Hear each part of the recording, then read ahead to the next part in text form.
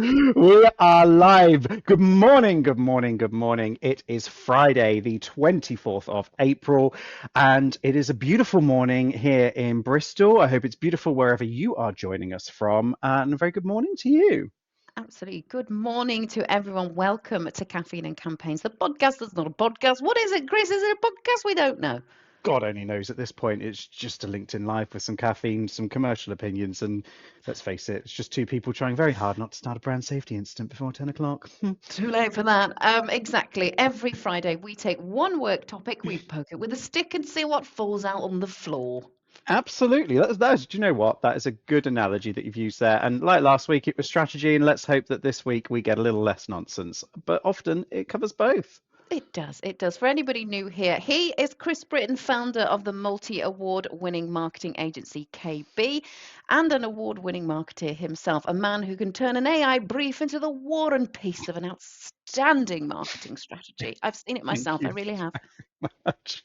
I prefer the term helpful, but I've literally just snotted coffee. Thank you very much for that, Mary. You're making me laugh already. My pleasure, darling. And she maybe is Mary Hughes, KB's integrated marketing program manager, professional question taker, note taker, and keeper of bees and mild chaos, and the person here to ask whether the thing we've made actually sounds like a human being or a printer having a panic attack. Which is exactly why this works, let's be honest. She just fills me with laughter and I just go along with it. Exactly. I bring the teeth and Chris brings the beef, which sounds like a police report, but apparently it's our new brand positioning. Insert call to action here. Absolutely. Although I'm not sure that legal have really signed that line off, have they? Legal or on mute. What do you think? Uh, uh, yeah, they just said move on. Right, Thank eyes on you. the money. This week we are talking all about AI. It's hot off the press. Yes, specifically, just because AI can write it doesn't mean it should, which I agree with Absolutely. wholeheartedly. Yeah, I agree with you too. And it's not this is not let's put this out there. Let's be really, really clear. This is not an AI anti-statement. We're not No. on an AI bashing campaign here. No, that's right. That is not us standing outside ChatGPT with a placard made of cardboard and fear. AI is definitely useful, isn't it, Chris? AI is powerful. AI Yep. is already in your marketing department, your sales team, your inbox, and probably saving you writing kindest regards about 700 times a day. Absolutely. It is everywhere. It's infiltrated everywhere. Absolutely. It truly is. And HubSpot's 2026 State of Marketing says that 80% of marketers use AI for content creation. What are the other 20% doing? And Good 75% use question. it for media production. McKinsey also says 88% of organizations now regularly use AI in at least one business function. Just one, are you sure?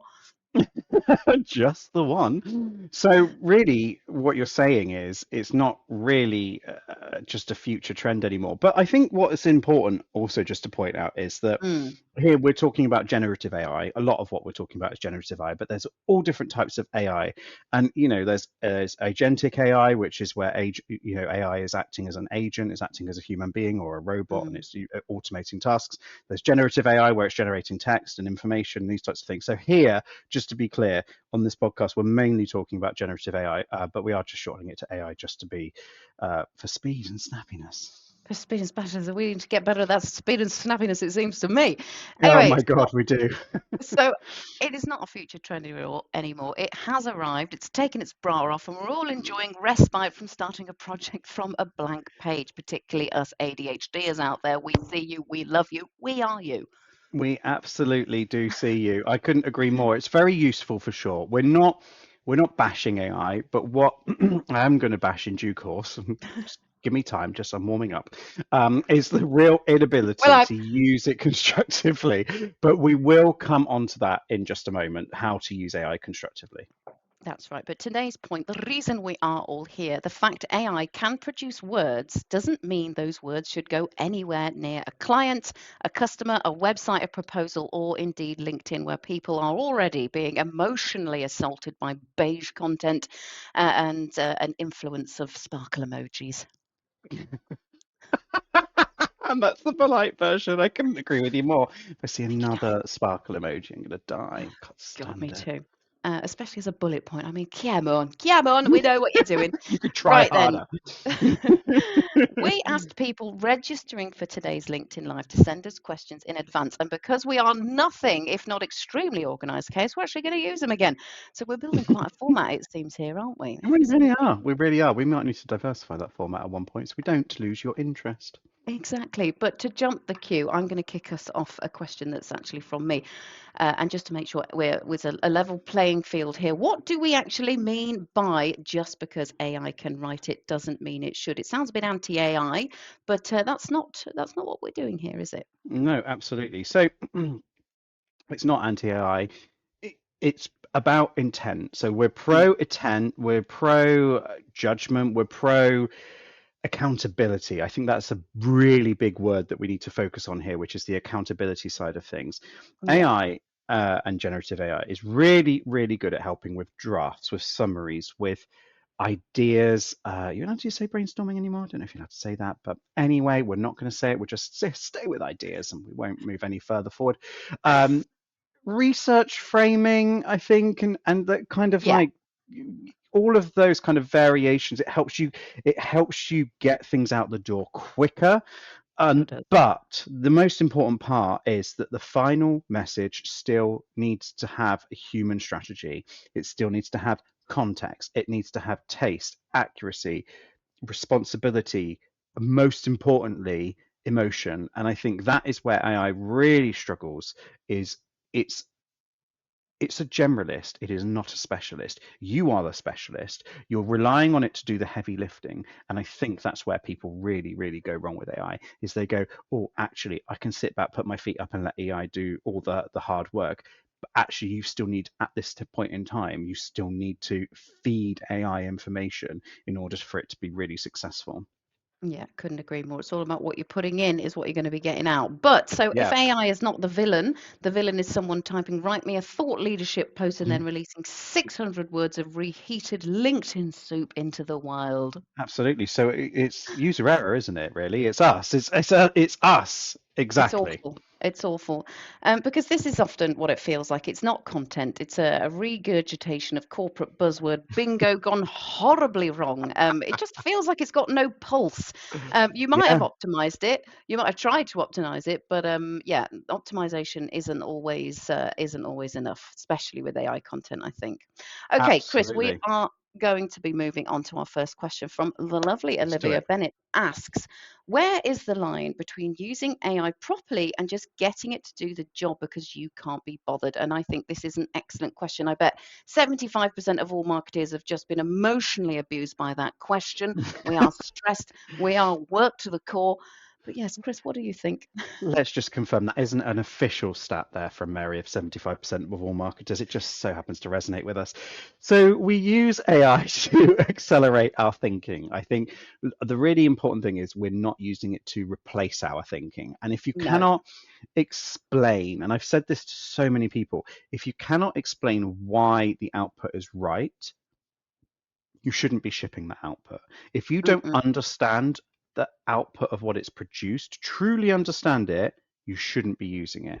And I think the the good practice is really clear, and this is the key bit. It's a detailed, and the key word is detailed, human brief. Then go on to reviewing, edit it, and etc. But just writing, as Mary you just alluded to there about just putting in should I just put in a short prompt and I get 600 words of beige content or soup, whatever you called it out? I don't know what came Absolutely, out of it my mind. becomes I a just try and be goodness funny knows and what that's comes it. out. But yeah, I think what's really, really important here is that the output, the more detailed brief that you put in, the better the result is that you're going to get back out of it. Yeah, I couldn't agree more. You can't just send a prompt and a prayer. That's just not going to work anymore. And this matters. And I've got more factoids for you, everybody. If this matters because Hey! LinkedIn, we are getting a buzzer, found that 95% of B2B marketers use AI weekly and 65% use it daily or more. So this is no longer look at me, I have a robot. Everybody's got a robot, Gary. The question is whether you're using it like a sharp tool or a microwave at Weatherspoons. Bing! Like a microwave at Weatherspoons. Oh my God, I love that. Microwave, living for the curry life. Yeah, well, why not? Right, the next one is what are the places AI should absolutely not be left alone to its own devices? Hmm. I think good one. I think Mm, anything that's regulated, sensitive information, legal information, medical for sure. Oh my God, the mm, amount of times that I hear people be like, "Oh, I don't feel well. I asked AI and it told me it's not a doctor." And I'm thinking, yeah, because it's not a doctor. It's just a generalist. It's not a specialist. exactly. Anything that's data risky. I suppose you could also lean into like client confidential, anything along that. It needs strict governance. Anything that needs governance, anything that needs sign off, that is really where you should be not leaving AI to its own devices. If you're going to Mm, use it to enhance your brand voice, your positioning, your thought leadership, all of that, brilliant, do it, love it, all of that. But its weakest are where the consequences, originality, accountability, all of that is where they matter the most. That I think is where AI is weakest, and you cannot just leave it to its own devices. Then, yeah, I agree. It's very tempting to maybe get your privacy policy written or write up the contracts, but really, are they going to stand up when you need them to? yeah, Because it's not checked or monitored, it might not. So maybe don't let it write your redundancy letter. Well, you could give it a try. Your legal disclaimer, your brand manifesto, or your apology for accidentally emailing 4,000 customers a broken discount code. and that You know, does get it. happen. It does. It It does. does Maybe happen. get it How to many write times have your you seen an apology email? Have you had that before? You've seen it? Oh, so oops, many. we got it wrong. And it's in the Yeah. subject. Oops. And I'm sure they do that tactically to get more people to open the email. But anyway, Not a bad idea, actually. yeah, Anyway, moving on. we're ready for another factoid, I think. KPMG and the University of Melbourne's UK snapshot found that 58% of employees who use AI at work have relied on AI output without validating its accuracy, and That's wild. 54% say they've made mistakes in their work due to AI. That's not efficiency, guys. That's copy and paste roulette with your pension. Absolutely is. And you know what they always say, don't you? They say the house is the one that usually wins. The house, the client, the regurgitator, or Karen from finance with a red pen and a grudge. We've all met them. Anyway, Marcus Bell asks if everyone is using AI to create content, how do we stop everything Mhm. sounding exactly the same? Marcus, thank you. This is the question because I think the internet is starting to sound like one very enthusiastic intern has swallowed a thesaurus and a book of emojis. How do we stop everything sounding the same? That good morning, Marcus. Thank you for your question. That Thank you, is Marcus. that is good. I would say AI is defaulting towards average unless you give it better inputs. And I know I sound like I've repeated myself from the last answer, but the input really does drive the output. You need to feed it insight, the customer language, even your own personal tone of voice so that it doesn't Hmm. come out giving the same starting for sentences, the same connecting words, for example. You need, if you've got more you can feed it, even your own opinion is enough to just get it to start firing responses back differently. And I think the most important part is that human editing, it should make you just want it to sound really, really recognizably you and not Mm, that is beige. And this is what you refer to, I guess, Mary, when you're saying beige content, that we don't want it to sound beige. We want it to sound really unique, really different, and or even that it has just come from you. Because how many times have you read something, but like, there's no way someone wrote that. There's no way someone wrote absolutely. that. The second I read the word fostering, why does AI love the word fostering? I just know it's just recognizably AI. I don't know why they Fo- churn out those words. Fostering, what's another one that it uses? There's underpinning, that's another way. It underpins this, it Underpinning, underpins that. There's, oh my God, I hate vom. that. I hate that. Yes, because if the input is something like write a blog about innovation, the output is going to be in today's fast digital place landscape. We've all Oh, seen that a yeah. hundred times. I might walk directly into the sea if I have to read that again. We Although I do need to like the ban that sea. opening line. We need to ban that opening line. Absolutely. Okay, moving on. Sophie Harding asks, is AI going to replace marketeers or just make bad marketeers faster? Sophie, that is beautifully rude. Thank you for your services here. Kris, do you want to take Brilliant. that one? Oh, yeah, absolutely. I will do. Go on. Let's. Well, I'm taking most of these. I'm gonna have to get you to answer one in a minute. Otherwise, I'm just gonna be here. What do they say? Organ monkey in the grinder? No, Something organ like that. grinder and Ask the me a monkey. next one. Something Ask like me that. the next one. Yeah, once we've had time to research what the actual saying is. Right. AI. Will it replace? I think AI will replace or reduce some repetitive tasks, I think, and it will, but most importantly, it's going to expose really, really weak work. The Hmm. biggest risk is not AI replacing you, it's that someone is using AI better than you. And that's where people, I believe, aren't really upskilling on generative AI and what they could be doing with it. Marketeers are becoming more valuable when they combine their own commercial thinking, their own experience, their own knowledge, their own expertise, but also creativity, data, customer understanding, all of that with AI fluency. That's when they're really going to win. So I don't think it's going to replace marketers. I think it is just going to make poor marketers stand out much quicker than you can realize. I agree. So it's bad news. AI might take away the bit where we spend 2 hours making one subject line slightly less tragic, but then you do get your time back to perhaps go and enjoy a microwave curry at Weatherspoons. God, it's coming up a lot, this Weatherspoons today. Potentially, but let's be honest, you're not going to see me in one of those. Up the gluten free. Oh, God, Up this the gluten sticky free. Up sauce. the gluten free. Not for us, darling. No. Anyway, time for another factoid. McKinsey says that most organizations are still in the experimenting or piloting stage, with only about a third saying they've begun to scale AI programs. So there is a lot of we've got AI energy, but not always a lot of we know what the hell we're doing with it energy, which is a problem, I feel. That's a very accurate distinction that they've made there, 100%. And I think there's a big difference between using, large language models like ChatGPT versus using agentic AI to run your whole customer service department. I have heard actually, as recent as this week, of a whole marketing department being got rid of and is going to be replaced with AI. And it's the head of marketing's actually gone. It's quite a large hosting company, and I'm really, really surprised that that's happening. But his actual response to that was, I am disappointed that I'm not going to be there for what is going to be an experiment of a lifetime, to see how it actually all pans out. And I was like, wow, they've made you redundant. And I would also want to be there to see how it actually pans out. It's going to be very interesting, It would be especially very all the teething interesting. problems that are not going to be seen at the surface, hopefully, and that will be going on behind the scenes while everyone runs around like a headless chicken. Who Well, knows? exactly. There's still got to be someone writing the prompts, though, surely. So I don't know why they fired the head of marketing. Surely that would have been a good person to keep. But anyway, What do we nothing know? says, What do we know? what do we know? We're just marketeers, professionals. Anyway, right. Let's get a question from me that I'd like you to answer, Kris. So, what does good AI workflow actually look like? Because some teams seem to have gone from we do not use AI to let the chatbot run the show with absolutely no middle Mm, ground. Where do yeah. people find that balance, do you think?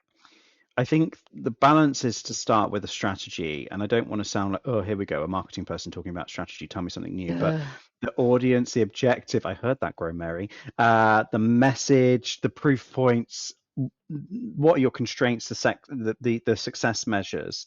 I think all of that is going to help you define what your strategy looks like. And you need to use and start by using AI for specific tasks. So first mm, drafts or an idea expansion, maybe you're like trying to frame your research or you're repurposing content, yeah, but don't leave it to its own devices, as we talked about before. So you want to basically build review points for fact checking.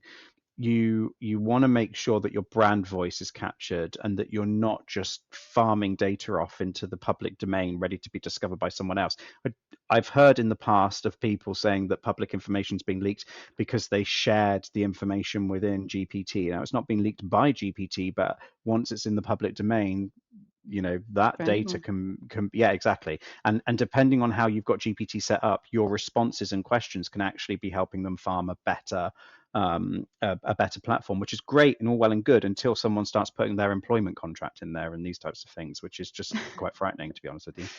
Absolutely. I couldn't agree more. So, I think, shall I summarize that and say, actually, just treat them like a new team member, really? I think that's actually probably the most basic way to summarize it. You need to treat AI like a new team member where you're explaining it. Yeah, explain it really, really simply to them. Explain it in a way that they'll understand, but don't dumb it down because they do have that general knowledge, but they're not a specialist in that field yet.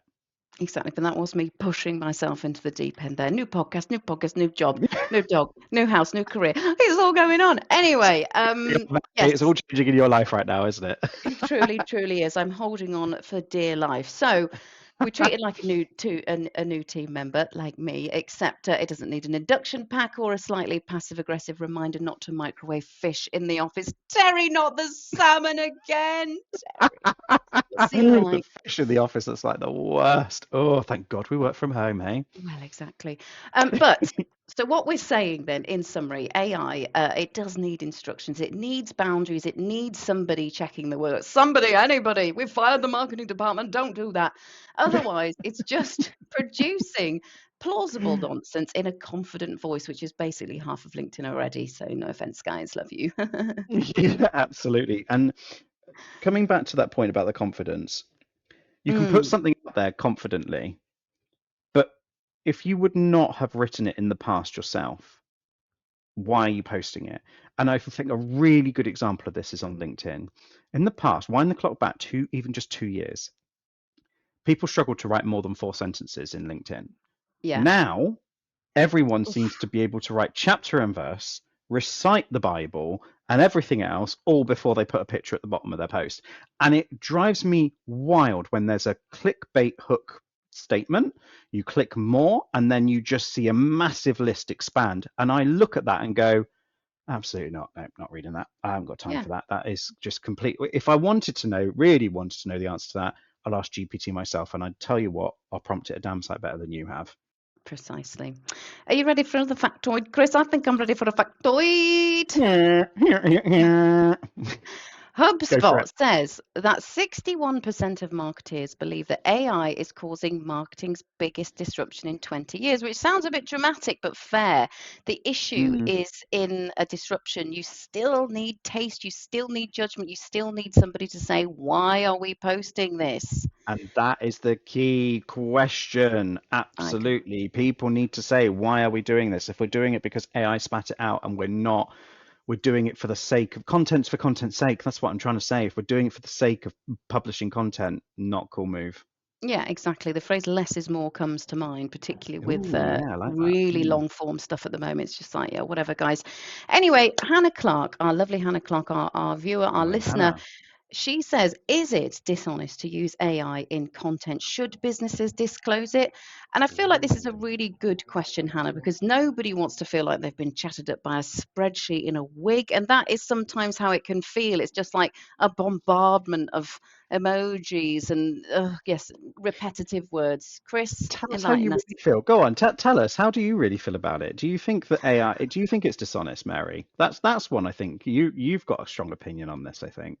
I just feel like it absolutely can be, and I think posting for posting's sake is a real joke, and you're actually doing yourself a massive disservice by doing that as well. People are really savvy with AI these days, and you Mm. need to be smarter with how you're going to use it. Yes, use it. Everybody is using it, but if you just copy and paste, you're going to go nowhere. Well, yeah, I think that's true. And also, there's a law changing, I believe, on this. Now, don't quote Oh me on yes, everything I'm saying here because I'm not a legal expert, but I like to keep my pulse on what's changing and understand. I really quite enjoyed the way that GDPR rolled out, and I know a lot of people find that really dry, dull, and boring, but actually, I found it quite interesting how things are evolving. But yeah. as of August 2026 of this year, there is going to be strict transparency on obligations. And this is specifically in the EU. So there Hmm. are going to be obligations for disclosing, especially in social platforms when images are generated by AI. Now, what I'm not sure on yet is if that means that you also have to disclose when AI has supported you with generating AI or generating content, or whether you have to disclose that this is only disclose it when it's 100% AI generated content. Mm, Also, I don't know how they're going to police it, if I'm perfectly honest. So, got no answers on that question. If any of you are going to start putting that into the emails that are coming in, but yeah, really interesting point. However, the UK, I don't know whether it's good that we're one step behind or not, but we are taking, we've made it clear from what I've read online that we're taking a voluntary led approach. And that seems to be the stance that the UK is taking. So, good question, Hannah. I think I personally, like Mary says, I don't think it's dishonest. But I think if you are asked, own it. Like own it and say, yeah, sure, I asked AI to do the heavy lifting. I quite often say to people on the call that, okay, I've put all my notes together and I've got this to be tarted up, or put, I've asked AI to support me in this, or I've fed this into AI yeah, to get support and do the heavy lifting. Because why make yourself a busy idiot? It's daft. exactly. Yeah, I agree. So we're not saying that every caption needs a little confessional booth saying, "Forgive me, audience, for I have prompted." But we are saying, do not expect a robot to run the client meeting. Don't pretend it has your experience. Don't pretend it knows your sector. Because if all you've done is feed it six vague words and called it a decent prompt, it's not going to work, guys. It's not It's going to work. not, absolutely. You couldn't be more right. You couldn't be more right. Exactly. I think the trust is the big bit here, isn't it? The Mm, the yeah, I agree. the Oh, I've got a factoid for you. The KPMG and the University of Melbourne, UK, snapshot says 72% of people are unsure online content can be trusted because it may be AI generated. So people are Mm, already suspicious. If your content mm. sounds fake, generic, or weirdly overpolished, they don't need proof. They have their vibes, and the vibes are brutal. I certainly am when it comes to it. But they do very brutal, I'm sure. But it does slip under the radar. I don't know how many of you know, but back in Christmas this year, which will be December 2025, there was a Mm. big viral piece that went out on social media saying that there was going to be a Christmas market at Buckingham Palace, and it was returning for the first time. Loads of people turned up, and it was complete AI nonsense. All the images, all of the promotion, everything was generated by AI, and there was nothing to be seen at all. But then the guards had to get involved in all of the hordes of people that had turned up for at the palace to No this way. Christmas That is market that didn't actually terrible. exist. So yeah, it does happen, and we aren't always glued up to it as much as we might think we are. Right, let's do the quick fire before we get kicked off LinkedIn for taking too long. Okay, Chris, are you ready? Yeah, let's do it. And what's Can, my target? 4 words. oh Four yeah, words per try and answer. answer this in 4 words or less would be ideal. So, can AI Sure. write your website copy? It can draft it. Nice. Should you publish that draft without a human editing it? Absolutely, definitely, positively not. Good. And can AI replace brand strategy? No, no, no, no. I cheated on that Brutal. one. Can AI help brainstorm campaign ideas? Yes, with your input. Ooh, getting good at Very this. good. He's good. He's good. Is make it more human a good enough prompt? No, I'm going to say no, and I'm going to break the rule here and say Mary and I are very different Chris, you're people, over and your it would fault. just produce. No, Mary and I are very different, and we've produced two very different pieces of content if we actually sat down to write them. But if we put a prompt in, we could, and it was a crap prompt, we could get two very similar pieces of content out. So no, people are different. Exactly, So and making it we more love the human is people not a good nuance. enough prompt. Exactly. Good. Okay, should businesses put confidential client information into public AI tools? I know the answer. I'm trying to think of 4 words. Oh God, please don't. Good. Can AI help smaller businesses save time? Yes, definitely it can. I'm proving I can count to 4. That's all I'm Good doing with job. this That's game. all we need. All right then. Final answer. Can AI write it, or should AI write it? Good question. Right. So, obviously, this is what we've been discussing. Let's recap. So, yes, AI can write, it can draft, it can summarize, suggest, analyze, accelerate. I think that's a really good word that we can take away from this. Mm, But hmm ability is not approval. Just because something can be generated doesn't mean it's good, it's true, it's useful, ethical. I mean, can you imagine publishing something unethical if you were using a large language model that didn't have guardrails in place? So, Yeah, and even then, exactly. mistakes happen. They do. So it is useful. It is fast. It's brilliant for some things and for some people. But you would not serve a microwaved potato at a wedding and call it fine dining unless it was a very specific wedding in Slough. Okay, you've got me there. That Harsh, is harsh on brilliant. Slough. Sorry, listeners from Slough. We do actually love Slough. I've never been there, but The I've heard point baked is, potatoes are lovely. Go on. absolutely. I think the point is here, AI should make good work easier. Let's not make lazy work louder. It Put it on a needs post-it note. brief, Sorry. put on a post-it note, Henry, context, rules, review, human judgment. We've got to use it well. It's a powerful tool, but use it badly, and I think it's a very confident generator of average. Oof, I couldn't agree more. And I think average is definitely the enemy here. The Yep. world does not need more content that sounds like it was assembled in a conference room by people afraid of using adjectives.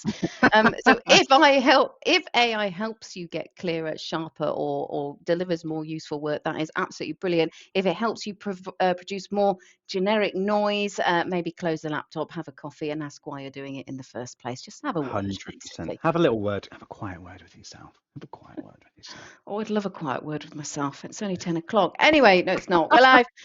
Right, we're going to leave it there before Kris starts auditing people's prompts in the comments. But thank you for all Too those late. comments Already as been well. there. Already been there. Put the framework down and put the Diet Cokes down as well. Anyway, if you have got any thoughts on this you'd like to share, if you are using AI brilliantly, badly, secretly, emotionally, or as a tiny unpaid goblin in your marketing workflow, drop it into the comments or send us a question for next week via LinkedIn Live at kb.co.uk. It's in one of the boxes. We don't know which one. It could be yours, it could be Absolutely. mine. Via LinkedIn Live at kb.co.uk. And we will do the question draw again. So last week we picked one winner. This week we have another one. So we picked one question at random ahead of this call. And you will be getting a £25 Amazon gift card. We'll be in touch with you via email with your voucher code because apparently, and still I'm going to make the same joke as last week, mild bribery is still continuing to count as audience engagement. So this week's winner is Sophie Millard. So congratulations, Well Sophie. done, Sophie. That is Well absolutely done. brilliant. So next week, guys, the episode is on Vanity Metrics Anonymous. Absolutely. And we were talking about this just before the call. We're going to frame it as a support group for impressions, reach, and what engagement vibes are. Exactly. It starts as a fake support group for the metrics that people screenshot when they don't want to talk about pipeline, and then it turns into a genuinely useful episode on measurement. Absolutely. That one's going to matter. So we look forward to seeing you at that one. Although I think you were just doing a quick Google before this, weren't you, Mary? And I think you managed to get another factoid. I think you're obsessed with them. Go on, hit us I with your feel like factoid. I am obsessed with them. So Gartner says marketing budgets are stuck at Mm, 7.7% of company mm, revenue, low, and 59% of CMOs feel underfunded. that's high. HubSpot says measuring market ROI is the number one challenge for marketeers in 2026, and LinkedIn's B2B benchmark is basically shouting that trust and performance need to be in the same room. So from that, what I'm hearing is like it's less like look at our reach, and I think we're going to dive into a bit more about did anything useful actually come from that? Precisely, which is difficult to get buy-in from business leaders for, but helpful nevertheless. Absolutely. So he's been Kris, And she's been Mary. and this has been Caffeine and Campaigns.